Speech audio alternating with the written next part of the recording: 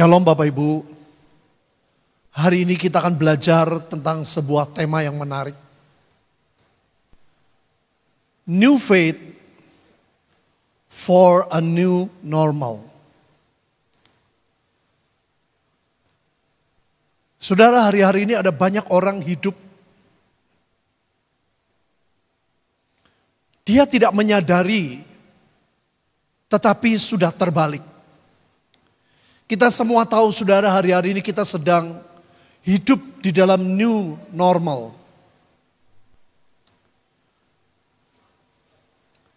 Tetapi harusnya buat saudara dan saya bukan new normal for new faith. Tapi new faith for new normal. Kita nih hidup dalam new normal. Ayo, semuanya kita harus berubah. Jadi seolah-olah new normal ini menjadi pegangan saudara. Harusnya new faith. Apa new faith? New faith itu firman, iman yang diperbaharui terus. Iman kepada iman. Itu new faith. Iman yang diperbaharui, yang mendasari hidup dalam new normal itu bagaimana? Karena Alkitab ini mengajar tentang iman dari Adam saudara terus sampai sekarang. Itu berlaku untuk segala zaman. Bukan new normal yang mempengaruhi new faith. Tapi new faith, iman yang diperbaharui terus menerus. Menentukan bagaimana kita hidup dalam new normal. Saya akan memberi alasannya saudara. Saudara, dalam new normal yang sekarang di seluruh dunia, bukan cuma Indonesia. Mereka menyebut new normal karena setiap negara tuh keuangannya terbatas saudara. Kalau dibuat seperti lockdown, itu ekonomi hancur semua saudara. Seluruh dunia nggak tahan saudara. Sehingga mereka memilih, ayo kita new normal. Kita adaptasi dengan hidup sehat, hidup bersih, hidup berjarak, tidak bersalaman lagi. Kira-kira seperti itu saudara. Supaya apa? Supaya kehidupan yang lain berjalan. Ekonomi yang terpuruk jalan. Hotel-hotel yang tutup bisa buka lagi. Mal-mal yang sudah tidak ada apa-apanya mulai bermekaran lagi. Pasar-pasar yang tutup hidup lagi. Jadi apa yang dilakukan oleh pemimpin-pemimpin negara? Apa yang dipikirkan Pak Jokowi dan para menterinya? Itu sangat bagus saudara. Sorry, kehidupan yang new normal itu sedikit merepotkan. Tetapi saya perlu jujur kepada saudara. Di dalam kehidupan new normal, banyak ketidakpastian. Sekali lagi. Dalam kehidupan new normal, banyak ketidakpastian.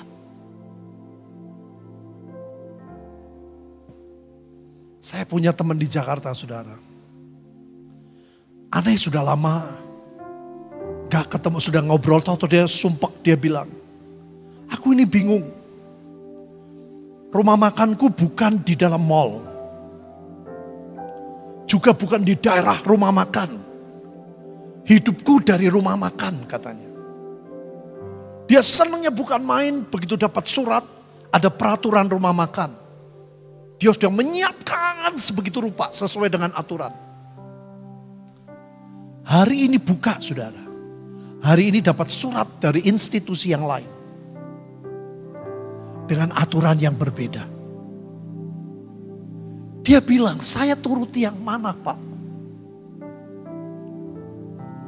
Kalau saya turuti yang kedua, tutuplah punya saya. Aduh saudara, saya bisa merasakan kepedihan saudara. Orang pengen hidup. Nah yang saudara saya perlu tahu. Kenapa hari ini saya perlu khotbah ini saudara. Supaya ini jangan jadi pegangan karena ini tidak pasti. Tiap waktu bisa berubah saudara. Jangan yang tidak pasti menentukan imanmu, menentukan kekristenanmu. Harusnya iman saudara yang diperbarui dari hari ke hari mempengaruhi kehidupan new normal. Yang sepakat katakan, itu yang membuat kita nanti bisa nikmati hidup saudara. Dalam segala keadaan kita bisa nikmati. Saudara yang penting dalam hidup itu ya, lihat tuntunan Tuhan itu ada. Tuntunan Tuhan, iman yang diperbarui, menuntun saudara untuk hidup dalam new normal itu bagaimana? Bagaimana hidup yang tidak ngawur, bagaimana hidup yang tidak takut, tapi tidak sembrono. Dari sini saya bisa lihat saudara, semua tidak pasti. Seperti teman saya, dia bilang, saya mau pilih yang mana? Saya bilang, kamu pilih Tuhan. Kamu doa, tanya Tuhan.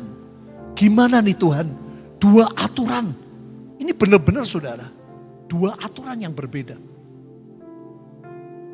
Kamu tanya Tuhan, kamu sebayang sama istrimu. Dia bilang, ini hidupku, rumah makan ini cuman rumah makan ini saja hidupku. Saya bilang, ya, hadapkan ke Tuhan. Aku gak pernah doa bareng istriku, ya udah diperbarui. Ayo doa sama-sama. Tuhan, ini gimana harusnya? Biar Tuhan yang mempengaruhi new normal. Yang sepakat katakan, jangan yang new normal mempengaruhi hidup kekristenanmu. Tapi hidup imanmu yang menentukan new normal. Sehingga hidup saudara bisa ikuti nurut apa yang Tuhan mau. Tapi saudara juga bisa menuruti aturan pemerintah. Itu baru hidup yang membuat saudara damai. Gak bisa seluruhnya, gak bisa. Sama Tuhan aja kita gak bisa kok saudara. Saya udah pernah beri contoh. Saya kalau naik mobil, kalau dari Jogja ke arah Temanggung, itu banyak saudara jam-jam tertentu. Truk-truk bawa pasir, jalannya pelan, jejeran kanan semua. Padahal kita kalau balap dari kiri gak boleh. Nah kalau saya di belakang terus, ngebel berpuluh-puluh kali baru nyingkir satu. Yang depan ada 5 truk. Mau sampai kapan saya sampai Temanggung?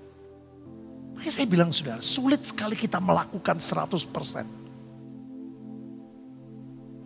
Cara satu-satunya yang new faith mempengaruhi yang new normal.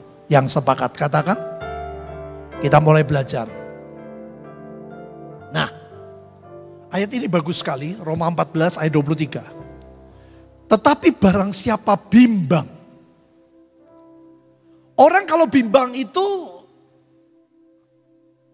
pakai roh atau pakai pikiran? Pikiran sudah. Kalau ia makan, ia telah dihukum karena ia tidak melakukannya berdasarkan iman. Ini kuncinya saudara. Dan segala sesuatu yang tidak berdasarkan iman adalah dosa. Dosa itu apa? Missing the target. Tuhan bilang kanan, saudara kiri. Itu missing. Itu dosa. Dan kalau terus menerus dilakukan, dosa-dosa kecil menjadi dosa gede. segala sesuatu yang tidak berdasarkan iman. Kalau hidup saudara pakai otak saudara, tiap hari engkau akan bimbang menghadapi new normal.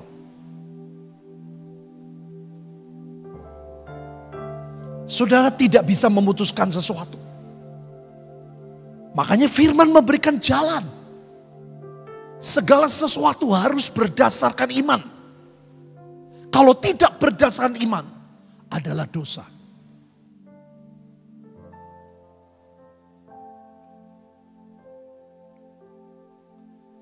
Satu Tesalonika 1 ayat 5. Sebab Injil yang kami beritakan bukan disampaikan kepada kamu dengan kata-kata saja, tetapi juga dengan kekuatan Roh Kudus. Dengan suatu, jawab apa Bapak Ibu? Kepastian. Di dalam Yesus ada kepastian. Katakan, di dalam Yesus ada kepastian. Ini saudara yang kokoh. Memang kamu tahu bagaimana kami bekerja di antara kamu. Oleh karena kamu. Di dalam Tuhan ada kepastian. Jadi yang di dalam kepastian itulah saudara. Yang harus saudara pegang untuk hidup dalam new normal. Satu waktu. Perubahan. Saudara hadapkan ke Tuhan. Bagaimana bijaksananya. Bagaimana Tuhan menurutmu. Supaya aku tidak bersalah kepadamu. Saya juga tidak bersalah kepada pemerintah. Semua dihadapkan ke Tuhan. Iman menjadi sebuah pegangan. Karena sesuatu yang dari Tuhan adalah kepastian. Yang percaya katakan, saudara semua orang bilang tidak mungkin. Kalau Tuhan bilang mungkin, semuanya mungkin. Kalau Tuhan berkata ya, yang tidak ada bisa menjadi ada. Halo? Ini di dalam Tuhan. 2 Korintus 1, 19, 20. Karena Yesus Kristus anak Allah yang telah kami beritakan di tengah-tengah kamu, yaitu olehku, oleh Silvanus dan Timotius, bukanlah ya dan tidak. Kalau new normal, ya dan tidak. Dan itu tidak bisa disalahkan. Begitu zona merah, mau tidak mau pemerintah harus bijaksana, melindungi. Supaya tidak banyak orang kena. Aturannya kan dirubah. Kalau zona merah berubah jadi hijau, otomatis berubah.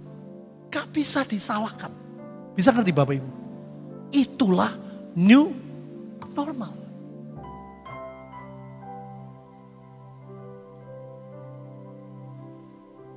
Maka dari itu saudara, hanya di dalam Yesus ada ya. Tetapi sebaliknya di dalam Yesus hanya ada ya. Sebab Kristus adalah ya bagi semua janji Tuhan. Yang percaya katakan.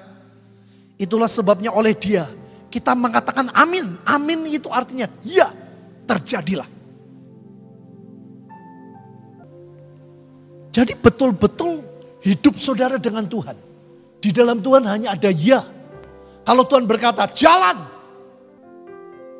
Buat Tuhan segala-galanya dalam hidup saudara. Next. Baca bersama saya saudara. 2, 3. Sebab hidup kami adalah hidup karena percaya. Bukan karena melihat. Percaya itu faith. Melihat itu new normal. Hidup saudara harus karena percaya. Apa kata Tuhan. Apa yang Tuhan tuntun dalam hidup saudara. Dan terapkan dalam kehidupan yang melihat. Bagaimana engkau bijaksana. Apa itu iman? 1 Yohanes 5:4. Sebab semua yang lahir dari Allah mengalahkan dunia. Inilah kemenangan yang mengalahkan dunia. Apa Bapak Ibu? Bukan iman. Apa? Iman kita. Jadi tiap orang berbeda-beda. Saudara mau bagi-bagi sembako ke orang-orang yang membutuhkan. Tanya Tuhan. Boleh enggak Tuhan? Engkau jamin aku enggak? Jamin pergi. Itu namanya hidup dengan Iman. Jangan iman orang lain, saudara. Orang lain bilang begini kok. Orang lain bilang begitu. Itu salah. Iman adalah semua yang lahir dari Allah. Apapun yang lahir dari Allah. For what is born, bukan for who is born. Bukan siapa, tapi apa. Tuhan ngomong apa, itu jadi pegangan. Tuhan bilang buka usaha, lakukan. Nanti ujungnya pasti sudah lihat Tuhan membela luar biasa. Yang percaya katakan, jangan iman orang lain. Iman saudara apa? Ini yang membuat hidup jadi ringan, saudara. Ya, ini dikatakan. Inilah kasih kepada Allah, yaitu bahwa kita menuruti apa Bapak Ibu? Perintah-perintahnya sangat berat. Betul? Kenapa dikatakan perintah tidak berat? Karena yang menjamin Tuhan. Saudara, buat Tuhan lebih dari segala sesuatu. Yang percaya katakan, semua saudara pasti kena akibat. Tokonya jadi sepi, perusahaannya jadi tidak lancar. Tapi itu tidak akan menghancurkan hidupmu, percayalah. Yang percaya katakan, itu akan membangkitkan imanmu. Engkau akan punya new faith. New faith. Perintah Tuhan tidak berat. Karena di dalam Tuhan ada kepastian. Yang sepakat katakan, karena itu untuk lebih meyakinkan mereka yang berhak menerima janji akan kepastian putusan-putusan Allah telah mengikat dirinya dengan apa Bapak Ibu? Gak main-main. Tuhan kalau ngomong ya, ya. Dia pasti berjalan bersama kita. Yang percaya katakan. Next. Nah, sikap kita nih saudara. Memang mengasihi dia dengan segenap hati, dengan segenap pengertian, dengan kekuatan juga mengasihi sama manusia seperti diri sendiri adalah jauh lebih utama daripada semua korban bakaran, korban sembelian. Jadi nomor satu adalah mengasihi Tuhan dan mengasihi sesama. Ini bentuk salib saudara. Harus mengasihi Tuhan, harus turut peraturan pemerintah. Yang sepakat katakan, ini adalah hukum. Tapi bagaimana cara mengaplikasinya? Ini yang saudara dan saya harus belajar. Contoh, Tuhan Yesus berkata, tunjukkanlah kepadaku mata uang untuk pajak. Ya ini bicara pajak sudah. Mereka membawa 1 dinar kepadanya, maka ia bertanya kepadanya, gambar dan tulisan siapakah ini? Jawab mereka, gambar dan tulisan Kaisar. Lalu kata Yesus kepada mereka, berikanlah kepada Kaisar apa yang wajib kamu berikan kepada Kaisar. Dan kepada Allah, apa yang wajib kamu berikan kepada Allah. Jadi dua-duanya harus. Ini saja sulit dan setengah mati. Bagaimana kita bisa melakukan dua-duanya dengan penuh? Sulit. Maka dari itu, new faith harus kuat dalam hidup saudara. Untuk new normal. Next. Ini yang saya tadi katakan saudara, kita harus bagaimana? Kisah waktu rasul-rasul menghadapi aturan pemerintah yang berat waktu itu. Tidak boleh memberitakan Injil. Tidak boleh menceritakan Yesus. Sama waktu saya di China. Alkitab mengatakan tetapi Petrus dan rasul-rasul itu menjawab. Katanya, ayo jawab bersama saya 2-3. Kita harus lebih taat kepada Allah daripada kepada manusia. Ini prinsip new faith for new normal. Jangan hidup dengan Taurat saudara. Hiduplah dalam kasih karunia. Yang sepakat katakan, ini beda tipis saudara, beda tipis. Yang tadi dia bilang, aku tidak mau. Selama ada virus, aku tidak mau buka toko. Itu kena loh omongannya. Itu Taurat.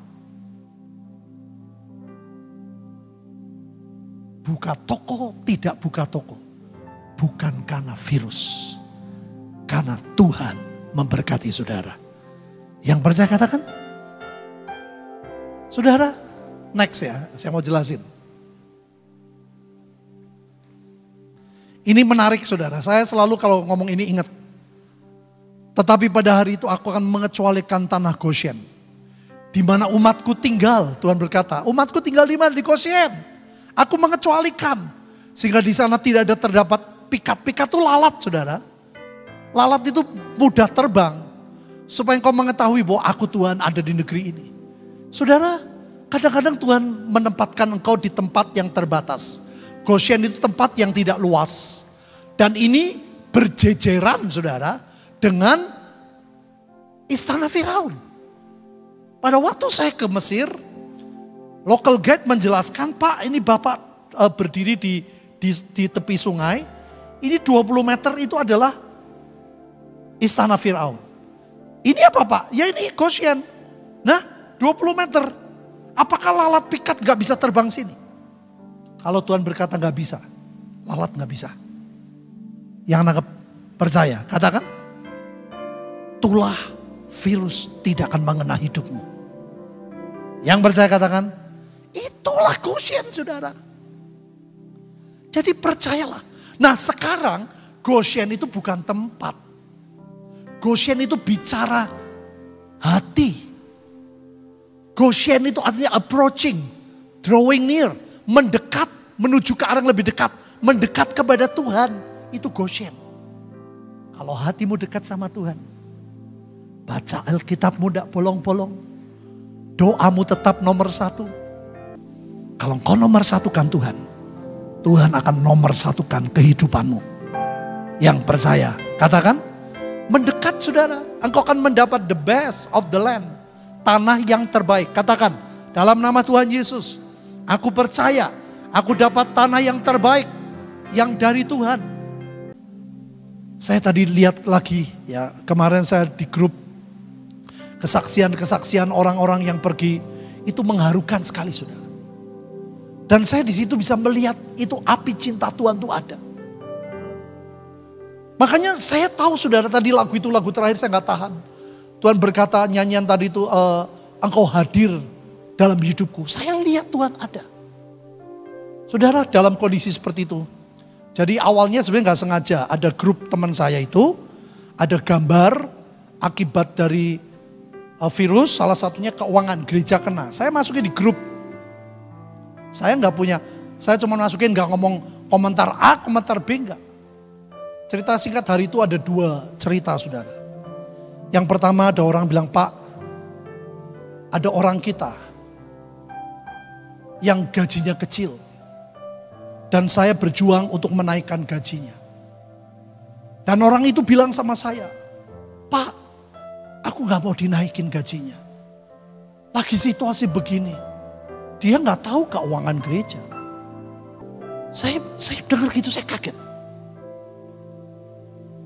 Dia bisa punya beban tentang gereja kita. Di hari yang sama ada satu orang lagi. Dia bilang, Pak, kalau boleh gaji saya dipotong. Loh, kenapa kamu gajinya dipotong? Loh kan Bapak masukin di grup itu. Karena COVID membuat keuangan gereja jadi kena. Saya nggak minta. Saya nggak minta kamu potong gaji. Tapi dari sikapnya saya tahu saudara. Sebetulnya orang-orang kita tuh orang-orang ajaib. Apalagi layar 1, layar 2 saya tahu persis. Ini layar 3, layar 4, seperti itu. Yang paling penting ada cinta saudara. Kalau ada api, ada minyak, engkau tidak usah takut masa depanmu. Engkau akan lihat Tuhan akan menolong hidupmu tepat pada waktunya. Amin. Nah 2 itu yang membuat hati saya, aduh Tuhan aku gak tahan. Saya ngomong, kamu gak punya kerjaan lain, gajimu cuma dari gereja. Anakmu masih kecil-kecil. Saya menegaskan dia, gak mungkin aku potong gajimu. Kamu jangan takut, Bapak Petrus Hadi yang jahat tidak memotong gajimu. Apalagi Tuhanmu yang di surga. Amin Bapak Ibu. 2 hal itu menyentuh sekali saya. Saya tahu persis Tuhan ada di tengah-tengah kita. Engkau akan diberi pertolongan tepat pada waktunya. Yang percaya katakan, mari bangkit berdiri saudara.